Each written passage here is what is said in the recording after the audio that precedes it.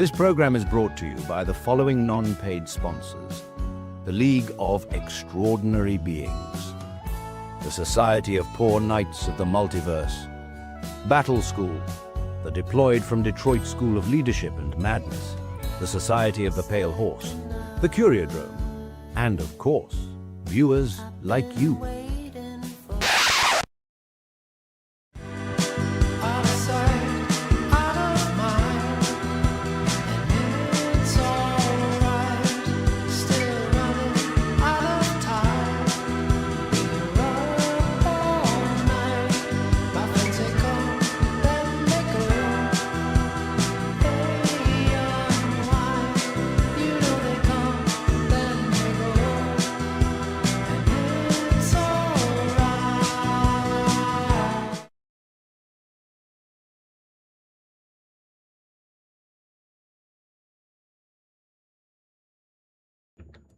Did I do it? I think I did it. Hi! Welcome to episode 16. Weird, right? I'm Jenny Durden. That's not the weird part. Hopefully. We are almost done with the first version of... but like this first little thing I'm doing. I decided for some reason to start my podcast with the algorithmic poison of drugs, cursing, military language, mental health. Like most things you're not supposed to, like YouTube's like, could you not, like, just a little bit, not though, at all. I'm like, fucking woo, let's go. That's on purpose. It's a way to dig in. Some people make a lot of noise. They get identified real quick. I'm doing some weird sniper shit. This is not really. This is just hidden so I can share it to the people I want to share it to. And it's not hella likely to get picked up. And if it is,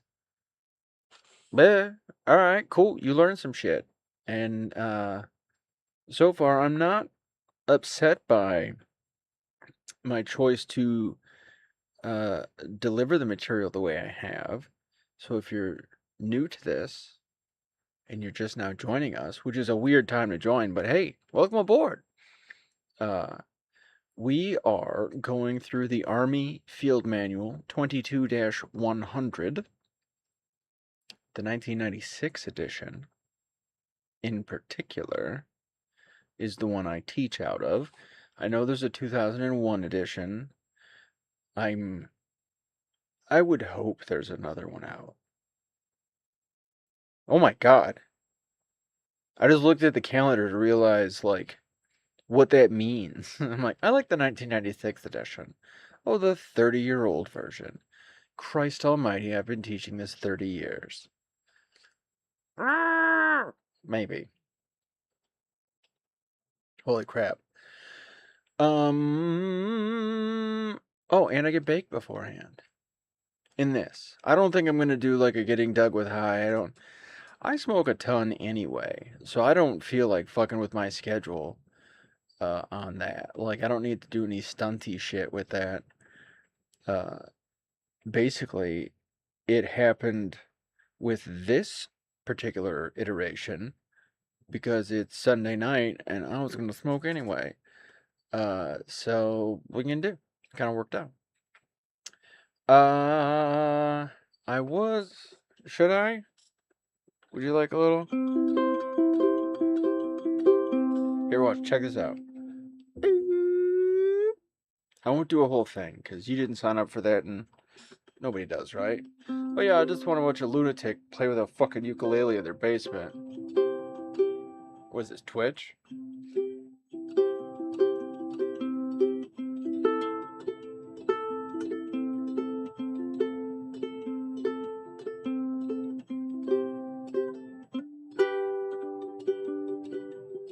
Here, how about this? You want to do dog cam? Puppy cam! Teddy, entertain the troops.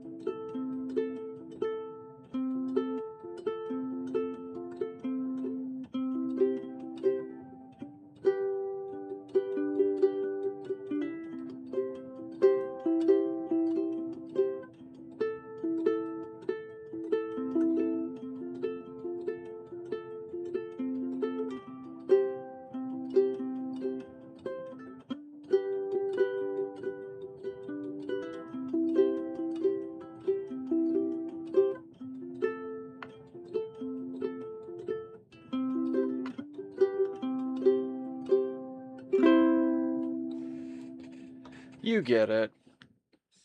I'm see-through and wearing green and orange.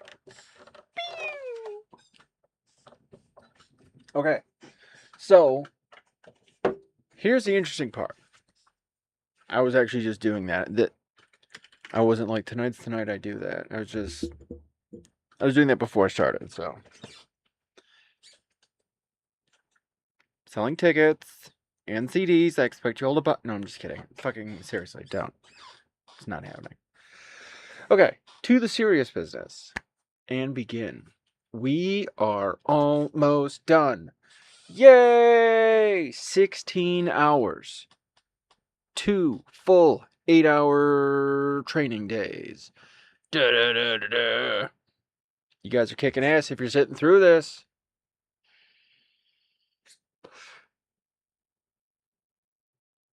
That's true. You would be interested to learn who your classmates are. Alumni. People who've taken this class in the past and what they do now. Where they work now.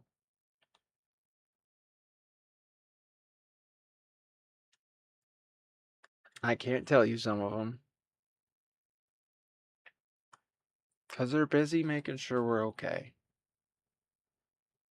Despite everything.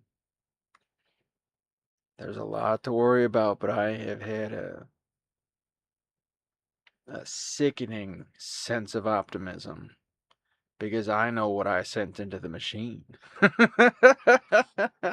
My babies. The people I've trained. And the people that train this material.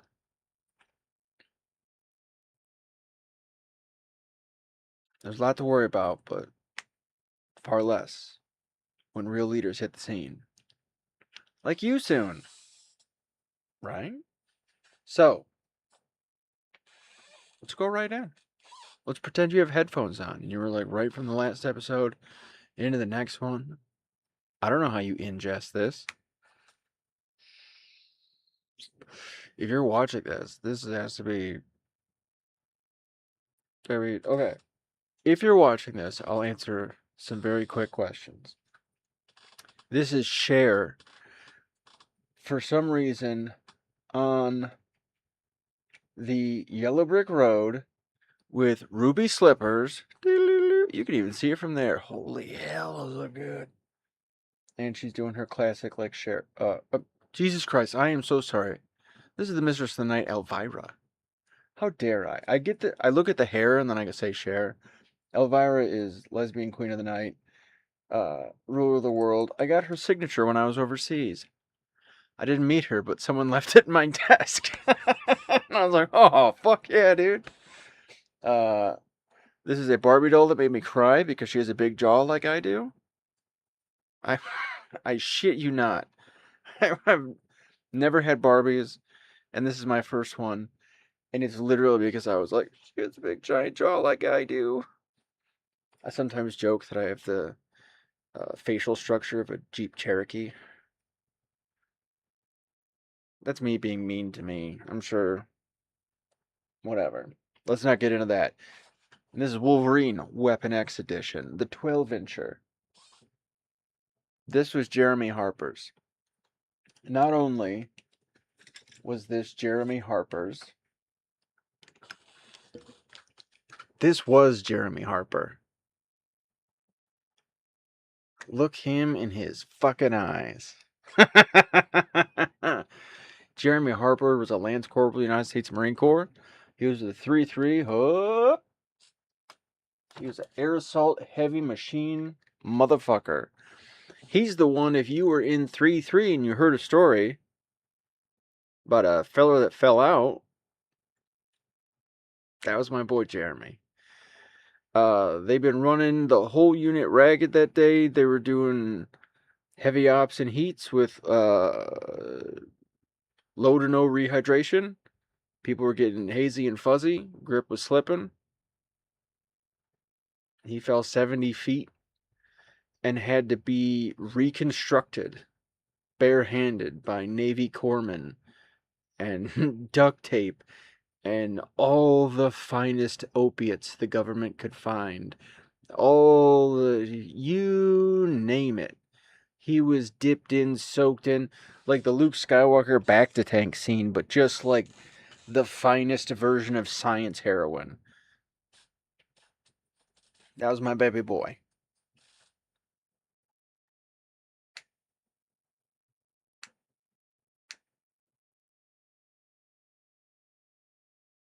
I miss him every day. A few times a day.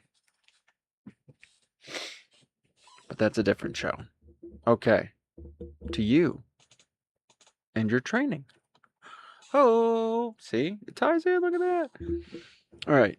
I think we talked about training last time. This is where we left off. So I'll just refresher, get you thinking again, juices flowing. Train how you fight. Get ready for what you anticipate is coming. What you're looking for here is you're trying to get rid of surprise. The element of surprise. Fuck that. Get rid of it. You can utilize it. Sure. Yeah. You don't want to encounter it. My mom's a commander, which is a fun statement. And she has one rule. She definitely has more than that, but she'll tell you she has one rule, and that is no surprises.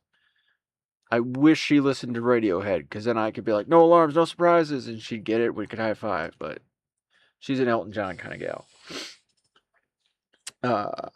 Train how you fight. Don't let your people walk into a thing and be like, oh, fuck. That's not in their dialogue on scene. Everything should be like, oh, Roger. And just moving, or whatever you guys say.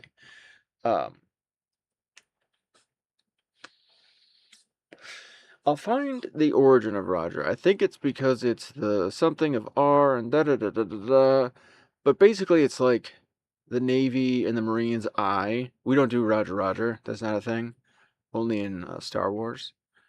But Roger's a comms thing. We're like, Roger, which just means understood. Wilco means you will comply. You never say Roger Wilco. That makes you sound like an asshole. Because you're like, yes, I understand. As like, because it usually means understood as that's all there is to do. And then Wilco means I understand and I will comply. So if you're like, gotcha, will do it. You already sound like an asshole. Why stretch it? So that's why I talk like a moron. And a genius. But mostly a moron. You want to train how you fight. Again, surprise. You're training. I think I said this before. A big point of your training is to get down to muscle memory and have this be something in a person that doesn't require thought.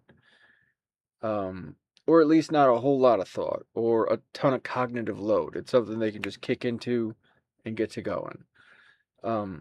So go for where you can in the environments you're going to be, at the pace you're going to be. You see firefighters training in buildings that have fire in it. That's smart. Things like that. Whatever, if you're a restaurant and you're training, maybe you're trying to open a restaurant. This is something we've got going here, is we do these tasting nights just to like, all right, let's get ready to get ready. Here's our dishes. Here's the things we want. Let's get used to making them. Let's figure out the production order. And let's get ready to get ready. And let's do it in front of people who are hungry. It's been working lovely, and it's fun. Develop your training to produce a certain caliber of people rather than focusing on checkboxes. Yes, you want people who can execute that task, not people you've told that task. Like, it's more important that they can do it rather than that you told them about it. And sometimes all it takes is reframing your language to get you pointed in the right direction on that. In a lot of things, it's why I kind of speak the way I do. Because checking the boxes is the goal. You want to make sure, boom, boom, boom, they got these done. But then we have to remember that's not the purpose of the boxes. The purpose of the boxes is to track information for you and this, that, and the other. The purpose of you having boxes is so that you can produce individuals capable of doing whatever the thing is you want to have done. Metric of good training is always the caliber of graduates. So your school, I'm going to talk to the graduates. And if they don't know what the hell you're teaching, then your training sucks. Or if they're, not even if they don't know the information, because sometimes there's information that's complicated and it's just hard to get. But if they don't have that like grip on it, that desire to dig into the information, then yeah. Because if you're not inspiring them to learn about it, that's also showing like deficit in the training. Training is number one failure point unit tends to encounter. Yes, because you get people into a room and you're like, here's my goals. And you assume they know how to do it all. Sure, you could guess and all that, but I'm very strict on this. Anything you want them to know, ensure they know. So either require certification or provide certification. Anything you want them to have, provide it. Either, you can direct certain stuff, like, yes, you need to have this, yes, you need to have that. Sure, it's easier for you as a business owner that the individual go buy things. But if it's real fucking important that your people have a certain kind of cut a coat or cut a jacket or, that's on you. That's too weird, too nitpicky. That can cause the market to get cornered too quickly and prices to get fucked with. So, no. And like, either you do a bulk order at the shop and figure it out, or you just get real specific about what kind of boot you want people having or whatever that is. Sorry, I definitely got off course on that because we're talking about training as a failure in the unit. And I apologize what branch that got me on. I have no idea. Hopefully that was useful. I do apologize. That happens sometimes. I'm sure you know by now. Personal dissatisfaction in job placement has a lot to do with overtraining and underutilizing, or undertraining and overutilizing. So stressing people out and you haven't taught them enough shit, or inundating people with information. They're qualified and all these things and skilled in this, that, they're airborne, paratrooper, this, that, and the other thing. And they're still a fry cook. They're going to not be digging that because they know they can be doing more. You've prepared them for more. And then you're like, to the fries, boy. I'm like, I don't like this. Training with overpowered intensity does not prepare people for stress. So you want to push the limit, but you don't want to blow it out. So there's some finesse here.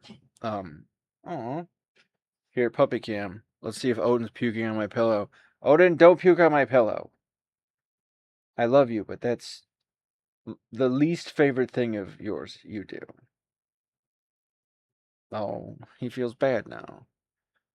I'll have to adjust his lighting so you can see his moody little face. Handsome bastard. Yeah, don't overdo it. Don't break your people. You're not strong enough. I have people who can break people, and it took them like 30 years to get there. You're not there. If you're watching this, you're not there. Sorry. Love you. Don't be trying to break motherfuckers. Call us.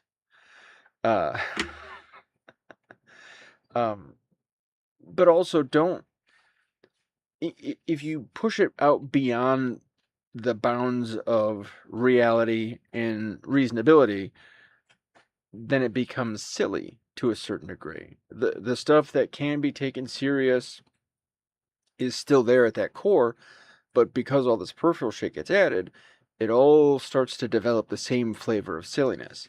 And so you can dilute the intensity that you're going for by overdoing it. So, I won't overdo it. Next slide.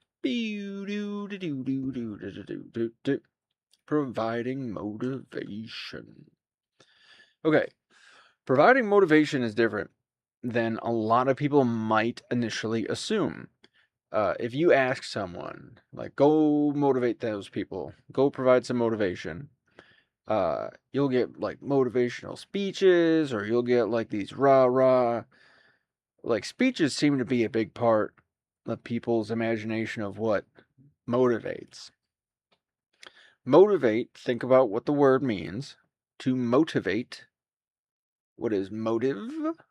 What is motivation? What is motion? It's to cause a thing to move. To motivate a thing is to cause it to move. So purpose gets me moving, or causes me to, like, want to move. It gets me charged up. Direction is the barrel, and this is the trigger. Bang! What's gonna send them? I think that's sometimes why people do the speech, because the motivational speech isn't what motivates. If you do a motivational speech right, what motivates is the last like 2-3 seconds. And all you're doing is just enforcing purpose, clarifying direction, and pushing it like to trying to give it momentum and weight, and lifting it, and then woof, providing sort of orchestrated momentum. And then that is the movement. Like you would kickstart a fucking engine. And so you can see it in sports speeches, and a lot of sort of rah-rah motivational speeches. They start out kind of here. There's a thing we got to talk about that might be difficult to talk about, but we definitely gotta. But we're ready. And all of it starts to steady out, right? Creepy, huh? And this is something we can all do. Each of us. I can give this speech. You can give this speech. Not one of us is incapable of this.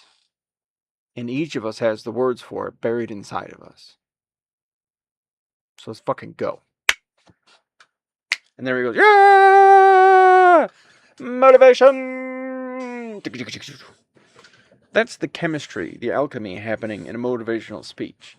It's not eloquence. You could probably like horse shit it, and then half the people in the back aren't going to hear it all the way anyway. And that's when we're going to fucking get it. And I'm like, yeah, fucking get it, dude. Like, Moto, you're splashing in the water. Pretty neat. Motivation is about repeating action. So dopamine, people talk about my dopamine levels and this, that, and the other. Dopamine is responsible for motivation. And you can't motivate a person to do a new thing. This is kind of fun. You have to trick them, coerce them, cause them to try a new thing. You can motivate a person to try a new thing. They can find trying new things rewarding, and then they'll be motivated to try new things. That's kind of how you have to do it. But the motivation is the repeating. You motivate to, here we go. The training is there to get the answer to, here we go, what? The training's all for that. The purpose is all for that. The direction's all for that. The motivation is that in the moment when, and this is really this like spooky Jedi portion of it, where you have to sort of imagine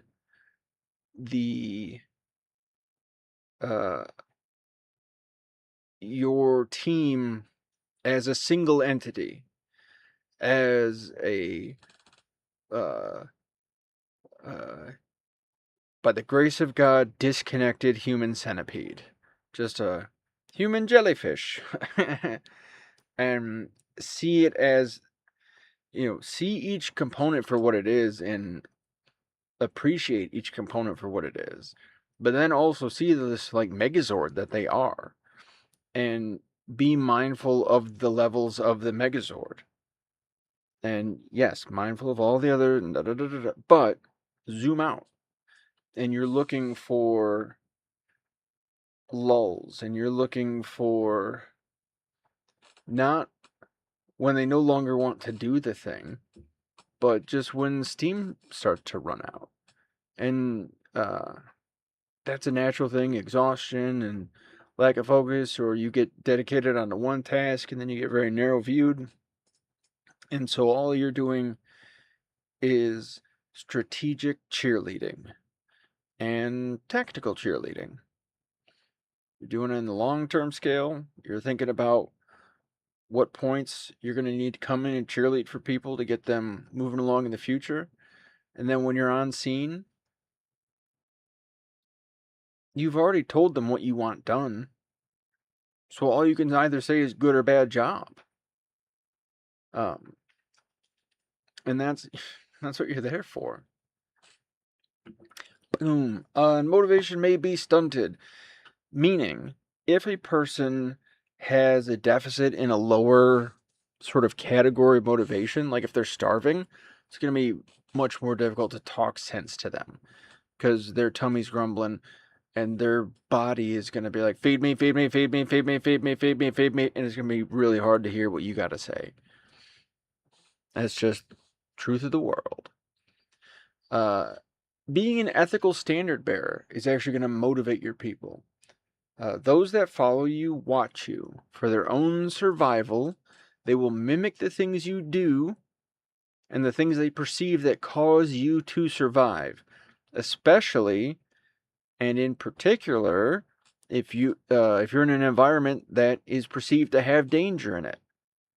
Which, unfortunately, is the whole fucking world right now. Everybody's got a little bit of spidey sense telling them to fucking just keep an eye out.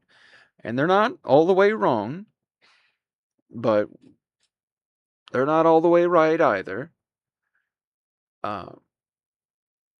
But when you're there, when you're a good guy, when you're willing to take an ass beating from some dipshit because you're going to stand up for the right thing, that's what it is to be an ethical standard bearer.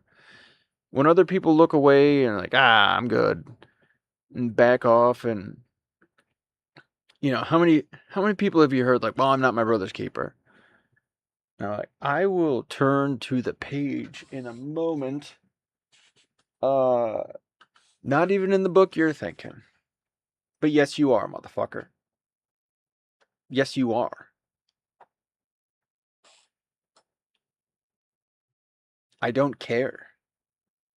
I don't care who you are, where you are, what piece of history you're in, how much money you have or don't have, how many fucking IQ points you have or don't have. You are your brother's keeper, your sister's keeper, your non-binary best buddy's keeper, every motherfucker on this planet's keeper. That is you. There is no one else coming. There's no rescue party sitting on the moon waiting to come down and take care of people. That's not going to happen. It's just us. It's just you.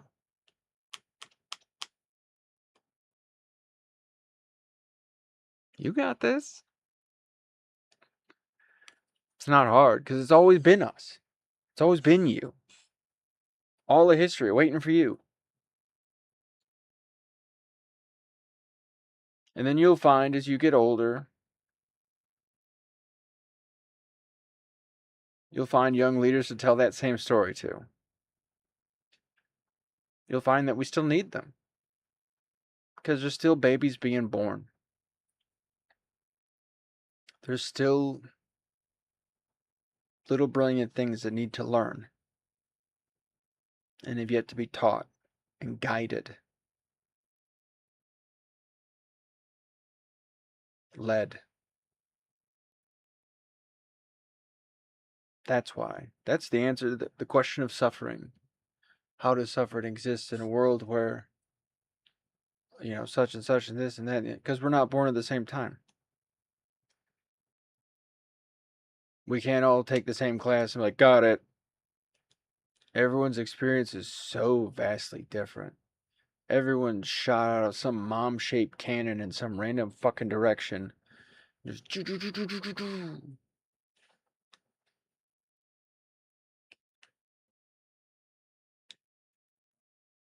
didn't have a chance. They may one day. Maybe sooner than we know. But for most of history, people have not had a fucking chance.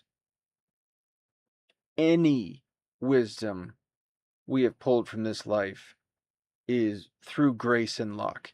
Any love we have pulled is through grace or luck. Like, there's no... the odds are so not in our fucking favor. There's a song in the airplane over the sea. How strange it is to be anything at all.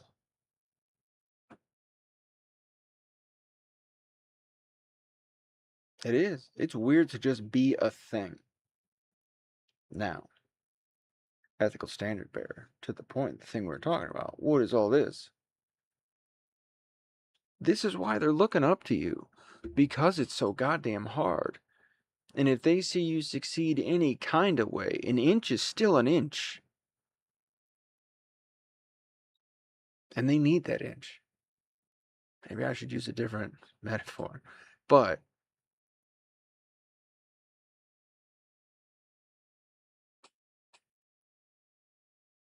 they can't stay in that dark for much longer. And then they see you. They see the light you carry with you. And they need it. And for some it can become felt as jealousy. For others it can be true, honest motivation. For others, I mean, there's so many things that we are for other people. But if you can keep your shit together, if you can maintain the standards that you set out to maintain, if you can be the thing you say on the tin, and if you can be strong enough to beat that shit in the face of adversity, we got a chance. Your people got a chance. It's pretty cool. Yeah. Be cohesive teams. You can either have adhesive or no, I'm just kidding. Cohesive teams. I say it like a hillbilly. I'm sorry. How do you get cohesive? Cohesive. Yeah, I still say cohesive. Means they stick together like glue. Glue-hesive. Not only work well together, but thrive working well together. Stick together. Love being together. They are a family. They don't mind. They do. I called it puppy time. A lot of times, field operating teams, in their training, at some point, you will see them laying around on top of each other, the way you would see packs of dogs. And it's fucking adorable. And I call it puppy time. And you've got cohesiveness when you see puppy time. And you don't have to see puppy time to know cohesiveness is there. But when you see them really lean on one another, even metaphorically, you're getting it. Then it's working. When they're utilizing the skills and talents of the other members of the team and looking out for one another's well-being, when they can communicate, when they can get shit done, when it's more like a jazz band and less like a fifth grade band. Good times. Rewards and punishment. Doo-doo-doo. Here's the simplest way. And this is me coming from mind you, I was Air Force. So when we talk about punishment, I'm sure there's at least thousands who can be like, shut the hell up. You don't know nothing. I can say I have not been punished as severely as some others have. I have been punished more severely than a bunch of others. Far less than others, though. That being said, the fuck is this stuff? Well, because I like to make things easy. And it's not me making it easy, it just is. Reward +1. Boom. Let's use video game language. Punishment -1. Reward, add a thing. Punishment, take a thing away. I promise you, that's what it is. So also, you didn't see on there, like, suck dick or shoot in the face or, like, nothing, like, nasty, aggressive, creepy. None of that's necessary. Not even kinda. In fact, it's super detrimental and will fuck up the rest of your career. Don't become the asshole. Those chefs who throw things, suck. Because nobody wants to work with them. No one's sharing fucking techniques with them. They suck. They're monsters. Don't be an asshole in my goddamn kitchen. I'm working here. I have the radio on. I'm trying to listen to it. Shut your fucking mouth, Gordo.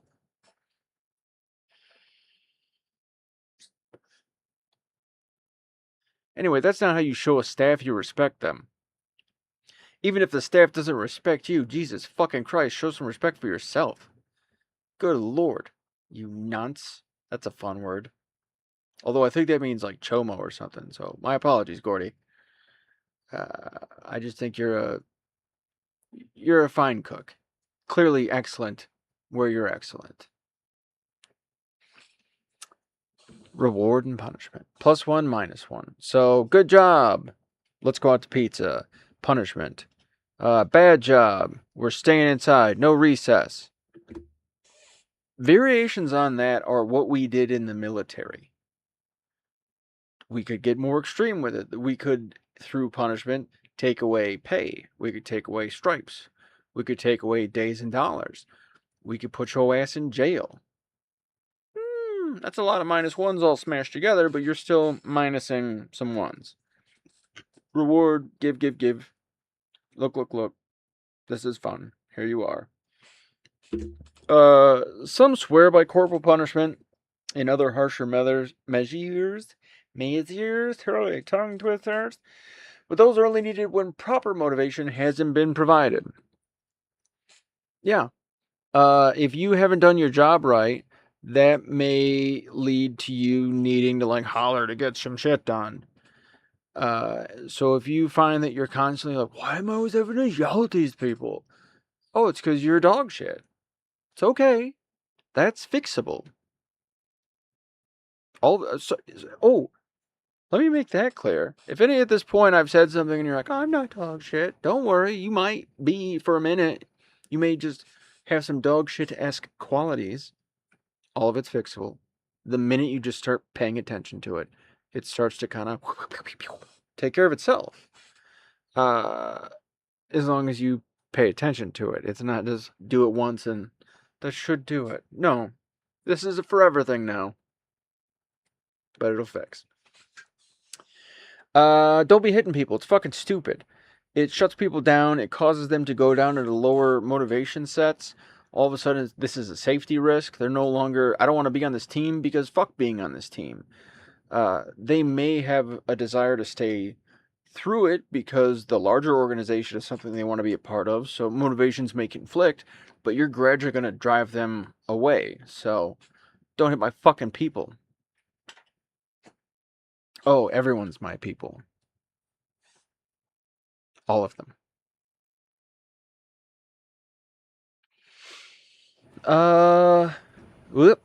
Wrong buttons on my end. Make rewards and punishments timely and appropriate. Do it as soon as you can. That's how timely. The appropriate side, don't go bananas. Don't do anything too ridiculous. We're getting Rolexes. Fuck, that's stupid. Like, if you're wasting money, like, don't. One. But if you're going to be spending money on people, like, one, either just give them the money when it's an amount that large, like, as a bonus. Or two, make it worth their while, like, get a car and cover the taxes, or, like, pay for rent or some shit. Like, I don't know. But, like, don't blow money on stupid shit. Like, oh, I got bleh, trinkety things that aren't going to last, things that are going to sit on the shelf and then end up in a drawer. It's a waste. And it shows, like, a superficial level of thought and care. It's not great. And we already talked about punishments. Moving on. Boop. Rewards. So here's some plus ones you can do. Recognition. Now this is actually a +1. It's a very, very light +1. But they didn't have this before. If you do a little bit of a ceremony and you're like, ladies and gentlemen, can we all get together? Can we talk about Sonia's work today? We've had her on the team for 15 years now, and she's always blown my mind. But the work she did today was phenomenal. I haven't seen something like that in a long time. And of course, she's the one who did it. So thanks again, Sonia. Let's have a good night, gang. Boom. That's rewarding. That's you like generating a love bomb and dropping that shit in. My language is crazy, isn't it? Other reward, time off. Let them go home. Some people love staying at work. Other people don't. You know, if it's feasible and it makes sense and you're like, hey, you nailed it, get the hell out of here, I'll clean up. That one is such a good one. If you're a manager and you've got people who their end of shift task involves like mopping or sweeping or something, a terrific reward is, hey, you did great. I'll take care of the mopping. Get the hell out of here. Go punch out early. That one's fun. That's a free one for you. And it technically saves the company money if they're punching out early. Don't use it to be an asshole. Spreckety, bonus pay. Give them more money. Money equals time. Money is liquid time. You are paying a person, you are compensating a person for time spent. You are saying the time you have spent on my dream is worth to me boop, boop, boop, boop, boop, however much money. And if they're doing a really killer job or, you know, something wild where holy smokes and it causes excess money to be generated or you've just somehow got a pot of it lying around, go for it. Yeah. If there's a dividend at the end of the year and you want to give it to the best employee or whatever, the employee of the year, that's a cool way of doing things. You know, yeah. Yeah, I forgot what I was saying. So, moving on. Punishment. Limit access to fringe benefits.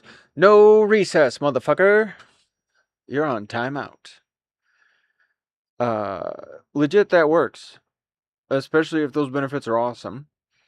There's some, too, where you can be like, okay, you are restricted to quarters. What's restricted to quarters mean in the military? Even on an overseas location means you can't get to what are usually in walking distance, movie theaters, gyms, dining, entertainment, go play video games, racquetball. You can't do any of that. You have to sit in your tiny ass little bedroom because you fucked up. Punishment. Limiting access to the team and the mission. Go home. You're off for a week. That's what suspension is. The purpose of suspension isn't so that they go home and like think about it or whatever. It's a little bit that, but it's to cause like a level 3 wound, like a social desire wound. Like you're taking away their family. That's a big fucking deal. That's exile. That's what we used to do instead of death penalties. So it's intense. And we just call it suspension. But it is exile. So think about that. It's a form of punishment that can be utilized, but it can also scale sort of emotionally. Don't punish in public. You can stop a thing in public. This doesn't mean don't prevent it, none of that, but don't finish in public and address things publicly. So, my office, now, that's where the punishment happens. Blah, blah, blah, blah, blah, counseling session, let's get some information, da, da, da. Okay, you're done for a week. I don't want to see you till next Friday. Boom. Then I go out of my office. Ladies and gentlemen, real quick 5-minute recess. Tony's gone for the week. He fucked up. I don't want to see that kind of behavior ever again. Am I clear? Terrific. Break. Punishment. Oh, gang, I think we's done. Oh, we're right on time. I must have timed this course last time I taught it with weed in mind somehow. Anyway, summary. Explain the why of the mission. Oh, yeah, purpose. Okay, purpose, motivation, and direction. What are we summarizing? The purpose is the why. What are we doing? Why do we want to do this? Please tell me. You're here to defend your country in the military side. Or you're here to make the best goddamn submarine sandwich this city has ever seen. If you're trying to say a bunch of S's all at once. Provide direction, plan, maintain standards, set goals, make decisions, solve problems, supervise, evaluate, teach, coach, and counsel, train people, and train the team. Holy moly. And then the providing motivation. Taking care of people motivates them. Gives them the go juice. Serve as the ethical standard bearer.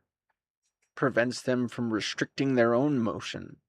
Develop cohesive teams. Make volunteering meaningful. Reward performance that exceeds standards. Correct performance that fails to meet standards. Punish people who intentionally fail to meet standards or follow orders. Ba-da-ba.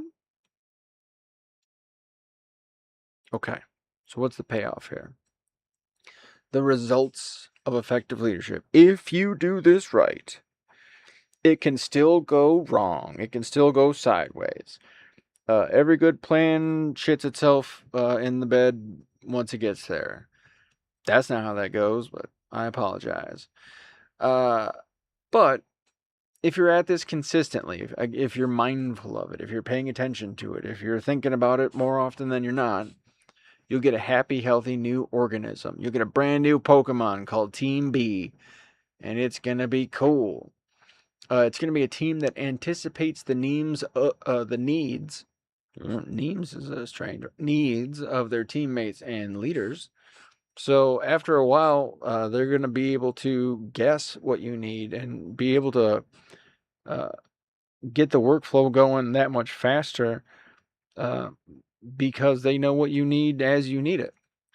You'll have troops that communicate and confide in you, or communicate with you and confide in you. You'll get a lot of responsibility. You'll get a lot more than you had previously because you're going to be able to perceive it. You're going to be able to understand, not that you weren't before, and not that this is any kind of special illumination. We're just talking here. But putting this kind of thinking into your thinking, not my stony baloney out of order thought, but the idea that your people come first. Your people are the reason you're leading in the first place. That is what will change the whole thing. And it's going to get genuine and distinct pride in your team, your teammates, and you, all the way around. Everyone's going to dig being part of this because it's worth being part of. So, here's the last little notesy things. Yeah, we'll see. B, we talked about what you want to be. You want to be a person of strong and honorable character. Bunch of notes. Determination, compassion, self-discipline, role modeling, initiative, flexibility, consistency. You want to be committed. Nope, you don't give a shit about that part. But whatever organization you're in, be committed to their ethic. I wrote this for those guys. They have integrity and volunteer service and excellence and respect and duty. You want to be an example of individual values, courage, candor, competence, commitment. We went through the League of Extraordinary Beings core values. Love first, everyone wins, victory through peace, kindness at all costs.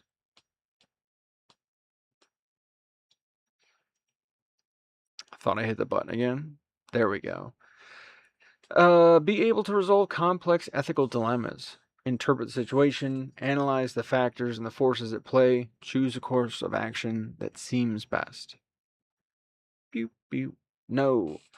Knowing the 4 factors of leadership: the leader, the led, the situation, the communication. Know yourself, know your people, know what's going on, know how to talk about it, know how to explain it, know how to teach it.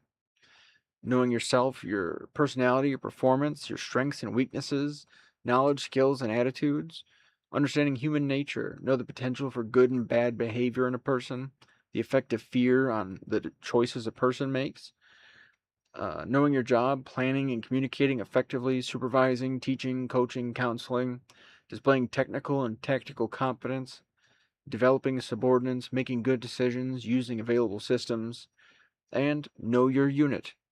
Use your unit's, understand its, sorry, I was thinking of one from another line, but know your unit, understand your unit's capabilities and its limitations, understand your unit inside and out, like you would a piece of equipment that you operate, because your people are the equipment that operate your equipment. Without them, it is through them that all of your equipment gets operated. And you should have an understanding of them similarly. And more so. Because then you won't have to understand these fucking machines. You'll have people for it. Do hast. Provide purpose. Do provide purpose. Explain the why of the mission. Do communicate your intent. Do tell people what we gotta do. Don't leave anyone in the dark. No surprises. Remember, Radiohead leaders, no alarms, no surprises.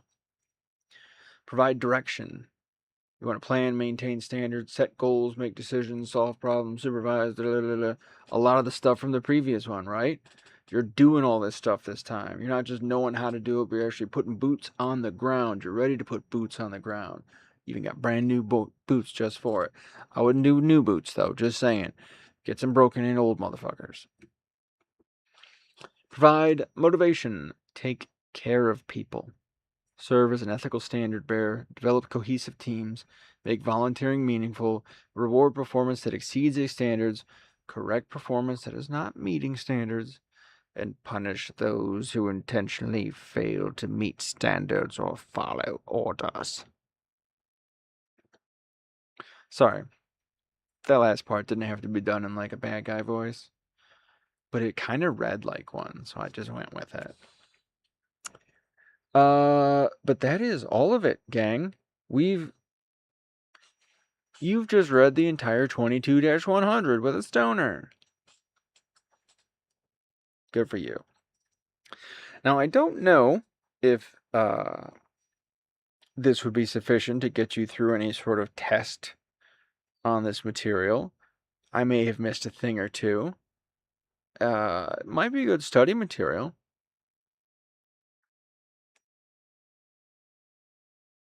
But I didn't make this so you could pass any Army tests, or Air Force tests, or Navy tests, or Marine tests, or anything like that.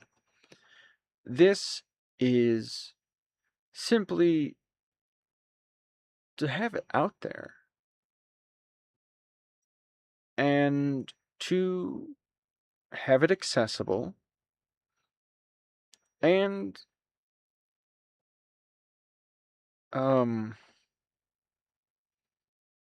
like a step past that. I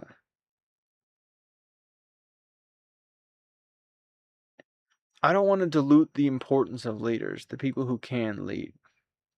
There's a lot of courage required to lead, because you are going to hurt for the rest of your life.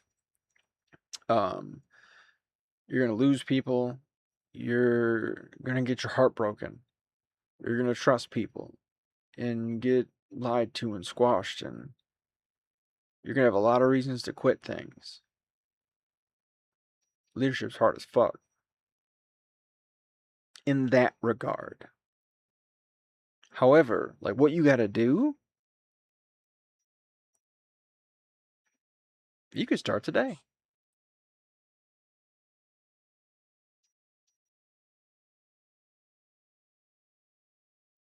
Yeah. Purpose, motivation, direction. That's what you're doing as a leader. You're providing purpose, motivation, and direction. Sure. That's the thing. When I put it on paper, when I'm assigning a leader to a role, I know that person is doing that for all the little people beneath them. I shouldn't say little. I don't mean little. But when you draw them on charts, sometimes you draw them a little bit smaller to fit them. And then that's where my brain goes.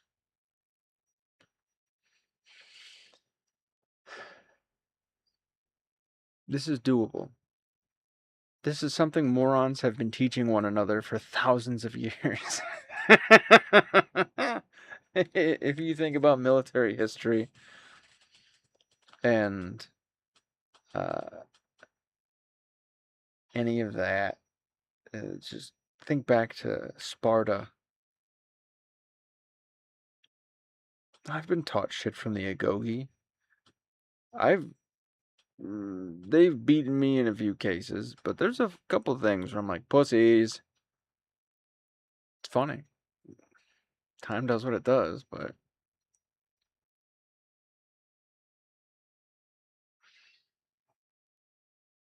we've been doing this forever. And it starts at the core of why would you do a thing? Why would you have an army? Why would you have a military in the first place? For love. Because you have people to protect. If you didn't, you wouldn't. There you go. But we do when we do, so there we are.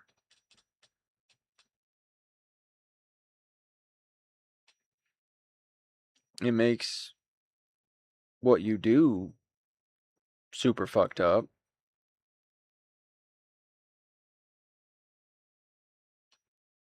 Why we have the flavor of difficulty we have, conceptualizing some of it, and some of us have even stomaching it. It's hard. But it's not new. It's not impossible. It's not out of reach. It's not a secret. It's not a mystery.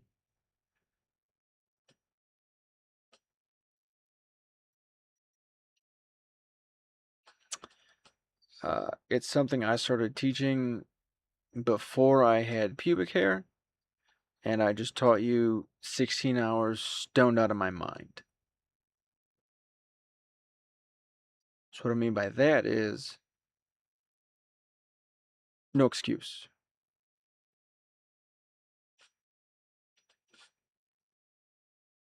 I know you can. It's going to take time. It's going to take practice. It might take getting better friends. Sorry to say that.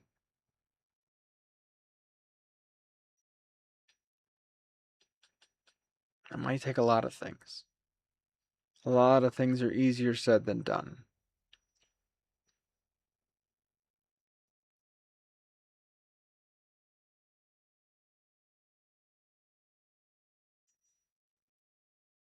We're still going to try. Okay, gang, it's midnight. I think we did good.